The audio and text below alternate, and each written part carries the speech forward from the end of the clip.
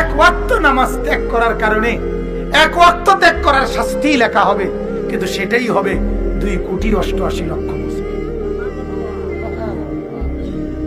সহ্য করতে পারত না।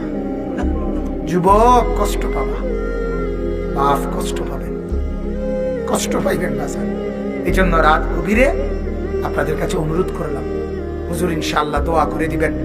আমি এতটুকুই বললাম, আমি ফেরিওয়ালা, আমি আপনাদের কাছে অনুরোধ, আমি আপনাদের অনেকের পরিচিত মানুষ। সোনাকান্দা মাদ্রাসায় আমি 11 বছর ছিলাম।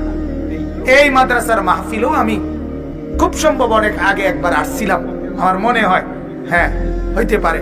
তো আচ্ছা মাশাআল্লাহ, হ্যাঁ হ্যাঁ, আমারও ধারণা হয়েছে। মৌলানা সোহেল তো আমার ছাত্র, আমার কাছে সোনাকান্দা পড়ছে। আমি এখানে ঢুকতেই আমার সাথে যে ছিল, আমি বললাম এই গ্রামে আমার একজন ছাত্র আছে, সোনাকান্দা পড়ছে। এই কথা কইয়ে ঢুকছি, এরপরে চোকালগি দিয়ে দিই যে দাঁড়াই সমস্যা। পরে ভাবলাম যে কোনো মানুষ না, জিন। বলেন আলহামদুলিল্লাহ, আল্লাহ তাআলা তাকেও কবুল করেন।